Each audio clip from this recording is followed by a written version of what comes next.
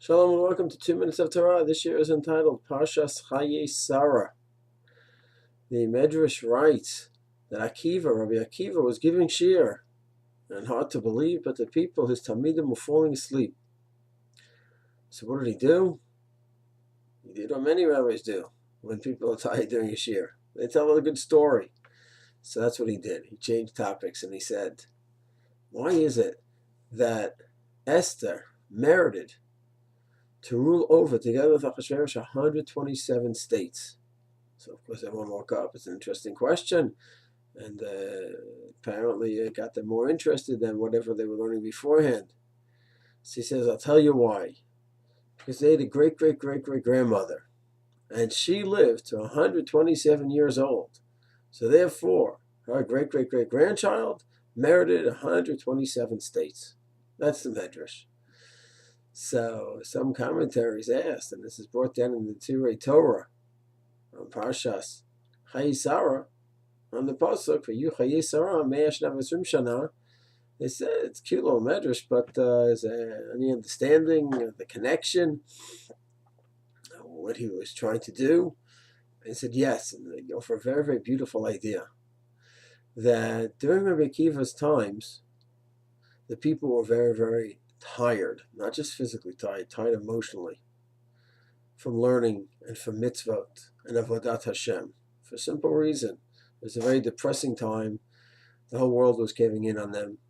The decrees were very harsh. The Mikdash was already destroyed.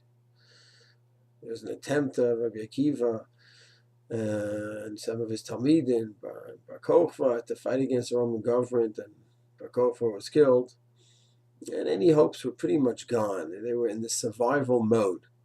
And in that mode, there wasn't a lot of interest in avodas Hashem. And therefore, Rabbi Akiva wanted to send them a message. Not just a cute story, 127 states compared to 127 years. It wasn't that.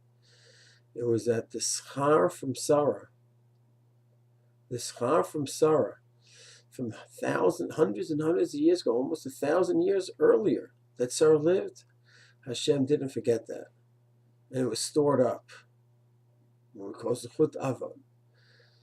And there's been many, many generations in between Sarah and the present time of the Roman period. And just like Hashem saved that schar for 1,000 years to reward Esther and give her the Malchus, so too Hashem does that. And Mitzvah Hashem will save up that schar and give us, the Jews, during the Roman period, a reward as well. And we shouldn't be down. And we shouldn't think, oh, we keep mitzvot, how come this is happening to us? And maybe other Jews didn't keep the mitzvot, but we're doing it, and where's our reward? The reward as a group in Klal Yisrael doesn't happen immediately necessarily. Each individual also doesn't receive reward immediately. The guaranteed reward for each individual and his observance of Torah mitzvahs is when he dies. In this world, how Hashem's hashgacha works out depends on so many factors. It depends on him, his community, the international level of the Jewish people. There's a lot of variables involved. But one thing we do know is that there is a schar for Klal Yisrael, and that sometimes happens immediately and sometimes is delayed. And that's what he was explaining to his people, to his Talmidim, to the Balabatim who were listening and having a tough time staying awake during his shir out of desperation, trying their best, but it was hard for them. That was the message, according to Iturai Yaakov, that he was trying, Iturai Torah, that he was trying to convey to them. And in Mitzvah Hashem, we should also see the schar for the Klal Yisrael's mitzvos that we observe in these days and that were observed in generations before us as well. Shalom.